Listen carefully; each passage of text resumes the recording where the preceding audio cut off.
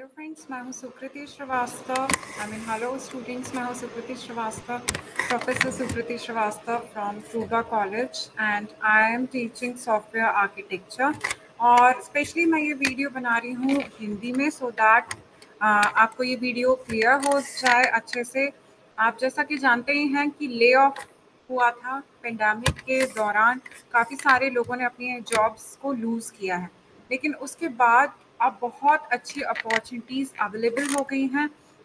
अब IT industry में कई सारे रिक्रूटमेंट प्रोसेस हो रहे हैं, कई मल्टीनेशनल कंपनीज रिक्रूटमेंट कर रही हैं, like TCS, Accenture, HCL, Wipro, सारी बड़ी कंपनीज जो है वो रिक्रूटमेंट कर रही हैं। लेकिन रिक्रूटमेंट के लिए आप में कोई स्किल सेट होना चाहिए, आप में कुछ स्किल्स होनी चाहिए, आप में पर्टिकुलर कोई भी सब्जेक्ट्स की नॉलेज होनी चाहिए, कम्युनिकेशन स्किल्स अच्छी होनी चाहिए। तो जो सॉफ्टवेयर आर्किटेक्चर है वो उस पर्सपेक्टिव से वेरी इंपॉर्टेंट है, बहुत इंपॉर्टेंट है, because once you will get into industry, जब आप एक इंडस्ट्री में जाते हो तो you have to work in software companies, और सॉफ्टवेयर कंपनीज में आपको development process, testing process, different phases of development, planning, implementation, coding की सारी चीज़ें अच्छे से क्लियर होनी चाहिए।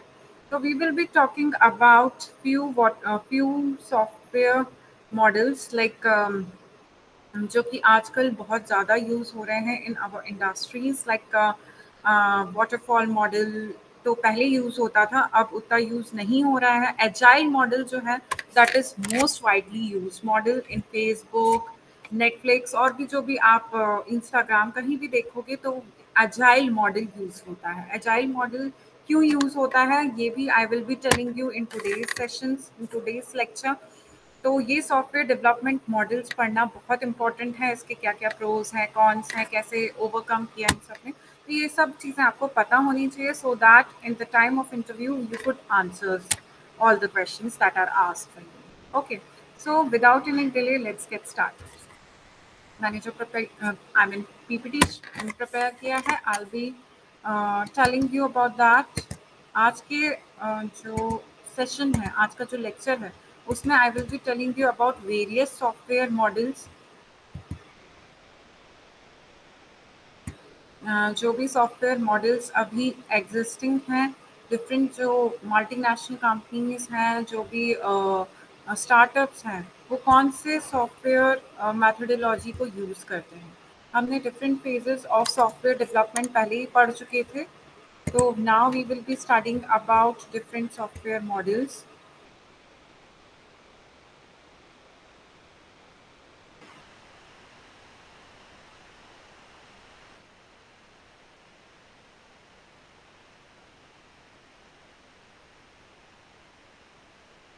तो सबसे पहला जो सॉफ्टवेयर मॉडल है that is your waterfall model. इसे हम लीनियर सिक्वेंशियल मॉडल भी कहते हैं, और ये सारे सॉफ्टवेयर डेवलपमेंट को प्री डिफाइंड फेजेस में डिवाइड कर देता है। पहला जो फेज़ है उसमें रिक्वायरमेंट गैदरिंग की जाती है, एनालिसिस किया जाता है, विच मीन्स कि आप उस सॉफ्टवेयर, कोई सा भी सॉफ्टवेयर बना रहे हैं तो जो पहले काम मैन्युअली होता था उसे आप ऑटोमेट कर रहे हैं। तो आपकी क्या रिक्वायरमेंट है उस सॉफ्टवेयर से, what you are expecting from that software कि वो क्या काम करके दें। तो we will get clear idea from the clients, और जब तक ये क्लियर नहीं हो जाएगा तब तक हमें उनसे आइडिया लेना है एक बार में ही, वी हैव टू फ्रीज। तो इसमें एक यही ड्रॉबैक रहता है कि सारी जो भी रिक्वायरमेंट्स हैं वो फ्रीज हो जाएंगी, हम कोई फर्दर इन्हेंसमेंट नहीं कर सकते, कोई चेंजेस नहीं कर सकते। एक बार जो रिक्वायरमेंट हमें मिल गई हैं उसी पे we have to work, we have to automate that things that are done manually. तो इसमें जो एक डॉक्यूमेंटेशन होता है, like in order to keep a proof, हमें एक प्रूफ रखना पड़ेगा कि क्लाइंट्स की हमारे से क्या एक्सपेक्टेशन थी, तो उसे हम सॉफ्टवेयर रिक्वायरमेंट स्पेसिफिकेशन बोलते हैं, जो कि एक डॉक्यूमेंटेशन होता है, उसमें सारी चीज़ें लिखी होती हैं कि क्या रिक्वायरमेंट है, क्या चाह रहा है क्लाइंट हमसे सॉफ्टवेयर के through. In system design, software architecture and design document which act as an input for the next phase are created, implementation coding. फिर देन सिस्टम डिज़ाइनिंग होती है, तो उसमें क्या होता है, इम्प्लीमेंटेशन और कोडिंग के लिए क्या एसआरएस जो होता है वो इनपुट की तरह एक्ट करता है, हमें इम्प्लीमेंटेशन करना रहेगा यानी कोडिंग करनी होगी। तो In the implementation phase, coding is done and software developed is the input for the next phase of the testing. Implementation phase में कोडिंग की जाएगी, कोई भी प्रोग्रामिंग लैंग्वेज को आप यूज़ करके जो भी उस सिनेरियो के लिए सबसे ज़्यादा अप्रोप्रिएट है आप कोडिंग करेंगे, और फिर वो जो चीज़ होगी जो आपने कोडिंग की होगी वो इनपुट होगी नेक्स्ट फेज के लिए, जो कि है हमारा टेस्टिंग. तो इन द टेस्टिंग फेज जो डेवलप कोड है उसे टेस्ट किया जाएगा थॉरोली, और सारे डिफेक्ट्स जो हैं, बग्स जो हैं, उन्हें डिटेक्ट किया जाएगा. और एक बार जब बग्स और ये सारी चीज़ें पता कर ली जाती हैं तो फिर क्या होगा, टेस्टिंग कंप्लीट हो गई है ना. तो defects are logged into defect tracking tools and retested once fixed. Bug logging, retest, regression testing goes until the time the software is gone on go live. तो इसमें एक वही है, टेस्टिंग के बाद फिर लाइव कर दी जाए. एक जो ड्रॉबैक इसका है वाटरफॉल मॉडल का, वो यही है कि रिक्वायरमेंट जो है वो फ्रीज हो जाती है. फर्दर कोई इन्हेंसमेंट का स्कोप नहीं है, कोई आप इम्प्रूवमेंट नहीं कर सकते, जो है वो एक ही बार में. तो इसका एग्जाम्पल जो होता है वो आपकी, जैसे आप माइनर प्रोजेक्ट कोई भी कॉलेज में होगी तो डेवलप किया होगा आपने, तो वो एक एग्जाम्पल मान सकते हैं आप वाटरफॉल मॉडल का. अब नेक्स्ट फेज जो होता है वो डिप्लॉयमेंट होता है. डिप्लॉयमेंट में यानी वो क्लाइंट कस्टमर के जो लैपटॉप है या उस पर इंस्टॉल किया जाता है.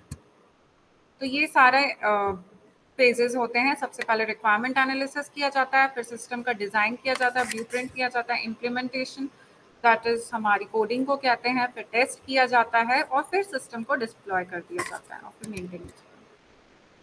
तो अब कहाँ यूज़ हो सकता है जहाँ पे रिक्वायरमेंट चेंज नहीं होंगी, है ना. Software development life cycle waterfall model कहाँ यूज़ हो सकता है, जहाँ रिक्वायरमेंट चेंजेस नहीं होंगी, जहाँ क्लाइंट को पता है कि what they are expecting from us our software, when they are having clear idea, उनके पास क्लियर आइडिया है. तब application is not complicated and big, simple सा है, कोई सा सिंपल सॉफ्टवेयर है, कोई वेब एप्लीकेशन है.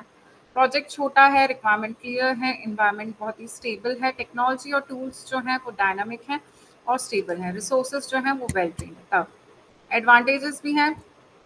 हम नेक्स्ट फेज में तभी मूव करते हैं जब पहला फेज कंप्लीट हो जाता है. सूट है करता है ये जो स्मॉल प्रोजेक्ट्स हैं उनके लिए. क्वालिटी एश्योरेंस टेस्टिंग भी होती है इसमें, and elaborate documentation is done at home. Documentation proper होता है. Disadvantages. अब disadvantages जो हैं, this can be asked in the interview or in your exam. जो सॉफ्टवेयर इंजीनियरिंग सब्जेक्ट भी पढ़ रहे हैं उनसे भी पूछा जा सकता है, सॉफ्टवेयर आर्किटेक्चर वालों से भी पूछा जा सकता है, इंटरव्यू में भी पूछा जा सकता है कि एरर आप कैसे can be fixed only during the phase. Error जब फेजेस वो चल रहे हैं तब भी फिक्स हो पाएंगे. It is not desirable for complex project where requirement changes frequently. जहाँ पे क्लाइंट को रिक्वायरमेंट का आइडिया नहीं है, फिक्स नहीं है, तो वहाँ पे हम नहीं यूज़ कर सकते, कॉम्प्लेक्स प्रोजेक्ट में नहीं यूज़ कर सकते. Testing period comes quite late in the developmental process. Testing period काफ़ी लेट हो जाता है एंड ऑल. डॉक्यूमेंटेशन में बहुत टाइम लग जाता है. क्लाइंट्स वैल्यूएबल फीडबैक नहीं ले पाते हैं हम. फीडबैक बहुत इंपॉर्टेंट है, जो कि एजाइल मॉडल में हम रियली कई बार फीडबैक लेते हैं तो वो ड्रॉबैक ओवरकम हो जाता है. नो फीडबैक पैरेललिज्म में एक टाइम पे एक ही टीम काम करेगी. स्मॉल चेंजेस और errors that arise in the completed software में cause a lot of problem. काफ़ी सारी प्रॉब्लम्स हो सकती हैं, एरर्स हो सकते हैं, ऑल हो सकते हैं स्मॉल. तो ये हो गया हमारा पहला वाटरफॉल मॉडल. अब इसमें जो ड्रॉबैक्स थे उन्हें कुछ ड्रॉबैक्स को ओवरकम किया incremental model. In incremental model, the whole requirement is divided into various builds. Multiple development cycles take place here, making the life cycle a multi-waterfall cycle. तो ये भी काफ़ी सारे बिल्ड्स में कंप्लीट हो सकता है. कई सारी साइकिल्स होती हैं जिन्हें हम मल्टी वाटरफॉल साइकिल कहते हैं. साइकिल्स जो होती हैं वो डिवाइडेड होती हैं और मैनेजेबल मॉड्यूल्स में होती हैं. ये जो मॉडल होते हैं वो in this model each model passes through the requirement, design, implementation and testing phase. हर एक जो होता है वो सारे फेजेस को क्रॉस करके ही पूरा कंप्लीट होता है. हर एक मॉड्यूल को इन सारे फेजेस से गुजरना पड़ता है. जो भी फेजेस होते हैं सारे मॉड्यूल्स यानी छोटे छोटे पार्ट्स जिनमें हम डिवाइड कर देते हैं, इटरेशंस भी कह सकते हैं आप. तो सारी चीज़ों का ये सारी चीज़ें परफॉर्म की जाती हैं। अब incremental model is a process of software development where requirements are broken down into multiple standalone modules of software development cycle. Is done in steps from analysis, design, implementation, verification, and maintenance. हर एक iteration जो होता है that will pass through all the phases like requirement, design, coding, testing phases, and सारे subsequent release of system और हर एक उसमें जैसे ही पास हो जाता है, एक इटरेशन कंप्लीट हो जाता है, सारे फेजेस हो जाते हैं, तो कुछ न्यू फंक्शनैलिटी जो होती है वो भी ऐड हो जाती है।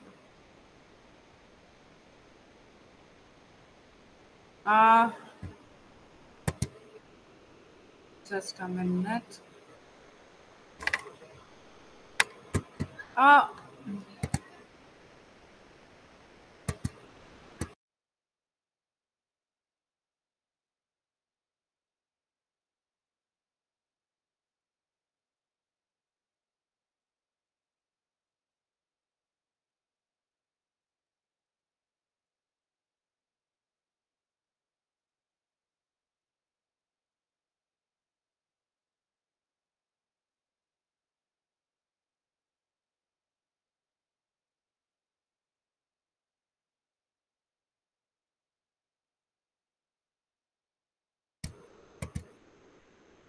I'm so sorry for the disturbance, inconvenience, but थोड़ा कुछ पावर इशू हो गया था, that's why.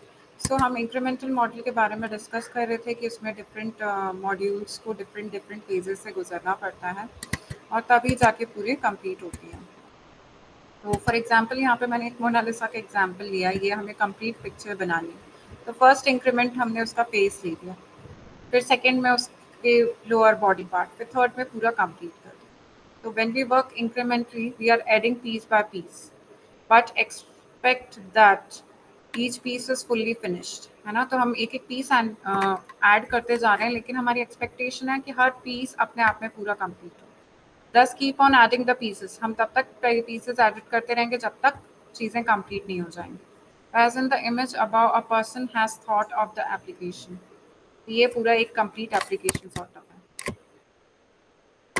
So then it's starting building it in the first iteration. The first module of the application or the product is totally ready and can be demo to the customer. जब first product का module जो है वो complete हो जाएगा तो हम उसे demo दे देंगे, फिर second iteration होगा, दूसरा मॉड्यूल रेडी होगा तो लाइकवाइज उसे हम जोड़ देंगे फर्स्ट मॉड्यूल से, फिर थर्ड इटरेशन हो जाएगा तो हम पूरा प्रोडक्ट बना के उसे रेडी कर देंगे।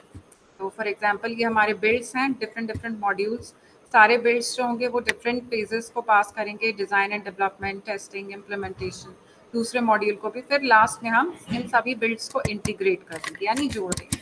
एडवांटेजेस इसके हैं कि वर्किंग सॉफ्टवेयर क्विकली जल्दी हो जाता है, लाइफ साइकिल कंप्लीट होती है, it can be easily debug किया जा सकता है, इटरेशंस जो होते हैं वो सब सॉर्ट आउट किए जा सकते हैं। मॉडल जो होगा कस्टमर रिस्पॉन्ड कर सकता है कि इसमें उसे क्या इम्प्रूवमेंट चाहिए एंड क्या चीज़ें वो एक्सपेक्ट कर रहा है। और easier to manage risk, pieces are identified and handled during iterations. तो जो डिसएडवांटेजेस थे इंक्रीमेंटल मॉडल वाटरफॉल मॉडल में वो हमने ओवरकम कर लिया, लेकिन इंक्रीमेंटल मॉडल के भी कुछ डिसएडवांटेजेस हैं। उसे कुछ प्लानिंग प्रॉपर चाहिए, डिज़ाइन चाहिए, clear and complete definition of whole system before it can be broken and built. Total cost is higher than waterfall model. Waterfall model से higher cost होती है, clear और complete definition चाहिए और system can be broken into built. अब when to use incremental model, हमें incremental model को कब यूज़ करना है? जब मॉडल बहुत ज़्यादा फ्लेक्सिबल है, less cost, need to change scope and all, easier है, चेंज कर सकते हैं, डिबग कर सकते हैं छोटे छोटे इटरेशंस को, ही पूरा ऐसा नहीं है कि पूरा जब बन गया तभी हम डिबग कर पा रहे हैं। जैसे एक मॉड्यूल कंप्लीट हुआ उसमें जो भी प्रॉब्लम्स थी हम उसे डिबग कर सकते हैं। In this model customer can respond to each build, customer जो है वो हर एक बिल्ड को अपना कुछ रिस्पॉन्ड कर सकता है, फीडबैक दे सकता है। इनिशियल डिलीवरी कॉस्ट कम रहेगी, easier to manage risk because risky pieces are identified and handled during its iteration. Manage कर सकते हैं रिस्क, क्योंकि जैसे अगर कुछ रिस्क की पार्ट हमने एनालाइज कर लिया कि इस पार्ट में रिस्क है, तो हम उसे क्विकली हैंडल कर सकते हैं. यस, अब हम बात करेंगे ऐसे मॉडल की जो आज सारी सॉफ्टवेयर इंडस्ट्रीज यूज़ कर रही हैं, सब जगह इसको वर्क में यूज़ किया जा रहा है, और बहुत सारे जो सॉफ्टवेयर टेक जाइंट्स हैं they are using it and उनका काम बहुत अच्छे से हो रहा है. तो हम बात कर रहे हैं एजाइल डेवलपमेंट मॉडल की. वो एक इंक्रीमेंटल मॉडल का ही टाइप है. तो सबसे ज़्यादा जो लेटेस्ट सॉफ्टवेयर डेवलपमेंट मॉडल हैं लाइक अमेजॉन, फेसबुक, गूगल, सब इसे ही यूज़ कर रहे हैं एजाइल मॉडल. सॉफ्टवेयर जो है वो डेवलप किया जा रहा है इंक्रीमेंटल और रैपिड साइकिल्स में, और जो रिजल्ट करते हैं छोटे छोटे इंक्रीमेंटल रिलीजेस में, with each release build on previous functionality. हर एक रिलीज जो होता है वो उसे थॉरोली टेस्ट किया जाता है और इंश्योर किया जाता है कि सॉफ्टवेयर की क्वालिटी हाईली अच्छी हो और मेंटेन्ड हो. Extreme programming is currently one of the most well known agile model for development. तो इसमें भी ऐसे ही होगा, एक बड़ा प्रोजेक्ट है उसे इटरेशंस में कर लेंगे, है ना, पार्ट में, मॉड्यूल्स में, फिर रिलीज किया जाएगा, फीडबैक लिया जाएगा क्लाइंट से, इनहेंस किया जाएगा फर्दर, फिर रिलीज किया जाएगा, लाइकवाइज ऐसा होता जाएगा, है ना. तो इसमें feedback is very important. We are taking feedback from our clients and stakeholders. They are telling us कि इसमें हम क्या फर्दर इम्प्रूवमेंट कर सकते हैं. अब फ्रीक्वेंट डिलीवरी मिलती है, फेस टू फेस कम्युनिकेशन होता है क्लाइंट से, चेंजेस कर सकते हैं टाइम के कारण. डिसएडवांटेजेस है डॉक्यूमेंटेशन प्रॉपर नहीं होता, maintenance problem. Advantages: customer satisfaction by rapid continuous delivery of useful software. Customer properly satisfied रहता है and all. People and interactions are emphasized rather than process and tools.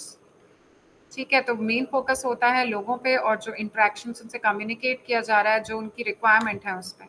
Customer, developers, testers constantly interact with each other. पूरी team जो होती है customer, developers और tester की, वो interact करती रहती है एक दूसरे से, और जो भी स्कोप होता है डेवलपमेंट का, इम्प्रूवमेंट का, वो फीडबैक के थ्रू उसे इम्प्रूव कर लिया जाता है.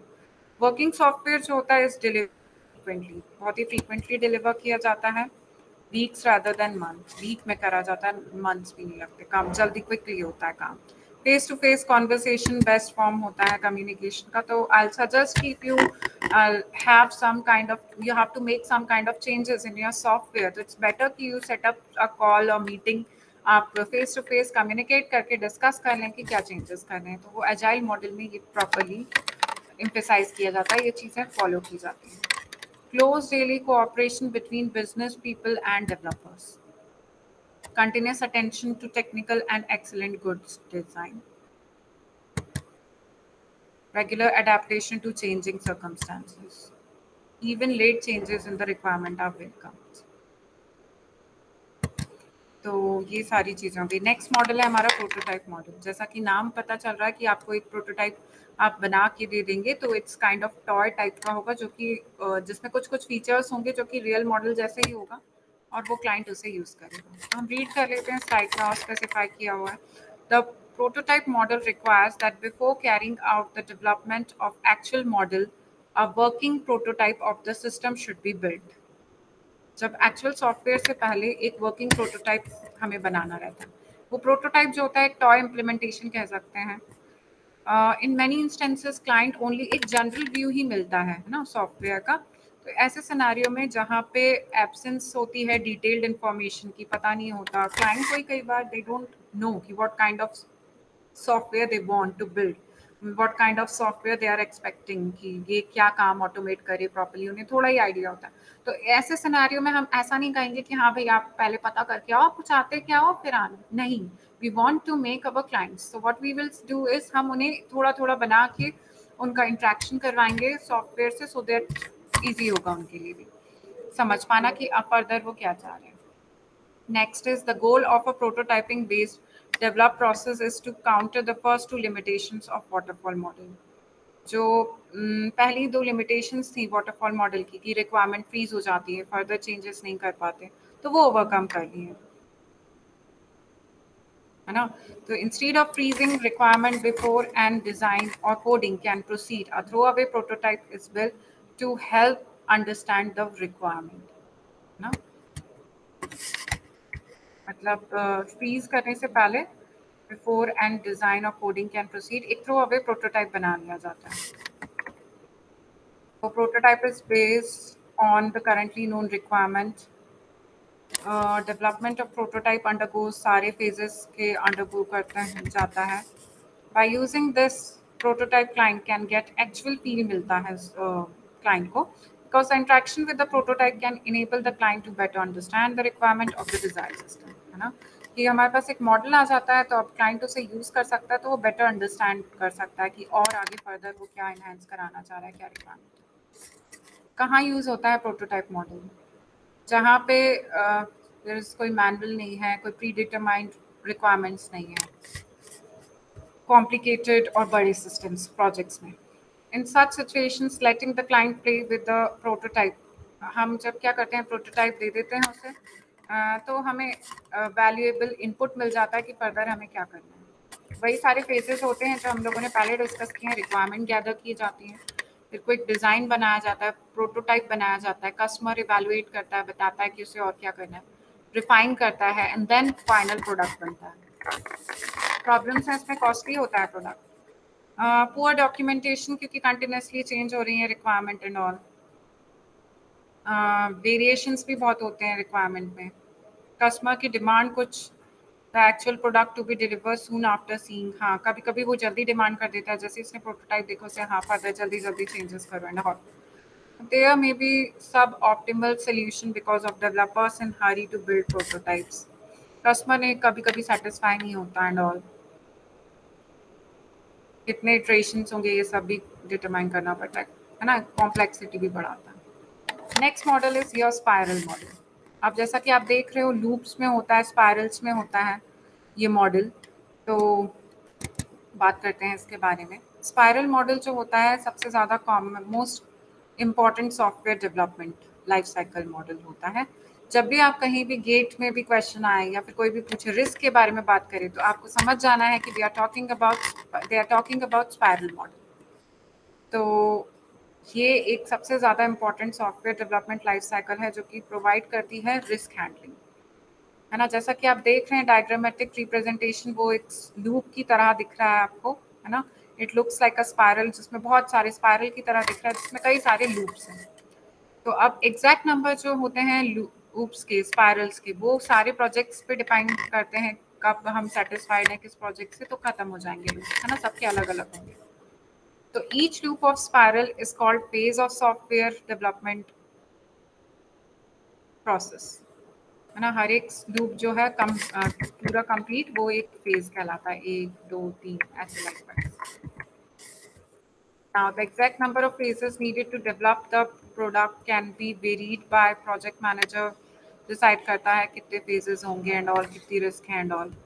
तो as a project manager dynamically determine उसी टाइम डिटरमाइन करता है कि कितने फेजेस होंगे. प्रोजेक्ट मैनेजर का बहुत ही रोल इम्पॉर्टेंट होता है डेवलप करने के लिए स्पायरल्स को. इस पर्टिकुलर मॉडल में, स्पायरल मॉडल में, जो रेडियस होता है स्पायरल का at any point represent the expense, वो एक्सपेंसेस को रिप्रेजेंट करता है radius of spiral. And angular dimension जो होता है वो रिप्रेजेंट करता है कितनी प्रोग्रेस हुई है. हर एक फेज जो होता है स्पायरल का वो 4 क्वाड्रेंट्स में डिवाइड किया जाता है जैसा कि आप देख रहे हैं. सबसे पहले हमें ऑब्जेक्टिव डिटरमाइन करना है. फर्स्ट फेज जो है क्वाड्रेंट में डिटरमाइन किया, 1 2 3 4 ये क्वाड्रेंट भी है.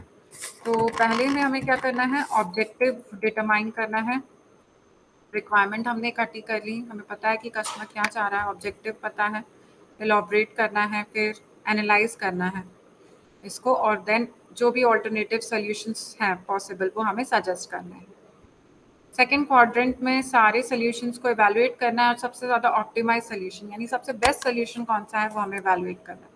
Then the risk associated with the solution are identified and the risk are resolved using the best.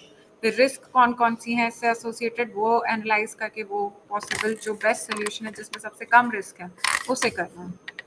And eight the end of this quadrant prototype एक बना दिया जाएगा. प्रोटोटाइप का मैंने अभी आपको बता दिया है क्या होता है. नेक्स्ट होता है develop next version of product. During the तीसरे क्वाड्रेंट के दौरान आइडेंटिफाई किए जाते हैं, features are developed and verified through testing. At the end of third quadrant the next phase of the software is available. तीसरे quadrant में क्या होता है, सारे फीचर्स आइडेंटिफाई किए जाते हैं, टेस्ट किए जाते हैं, वेरीफाई किए जाते हैं. Review and plan for the next phase. Fourth quadrant में कस्टमर इवेलुएट करता है कि कैसा वर्जन डेवलप हुआ है, और इन द एंड में प्लानिंग नेक्स्ट फेज की जाती है.